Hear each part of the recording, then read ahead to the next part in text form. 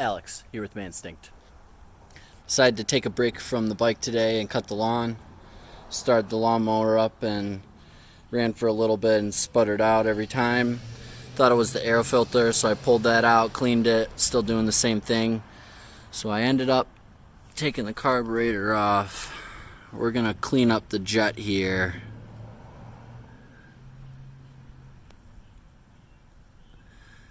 I already sprayed it off. It looks a lot better than it was. We're gonna put it back on and get her started again.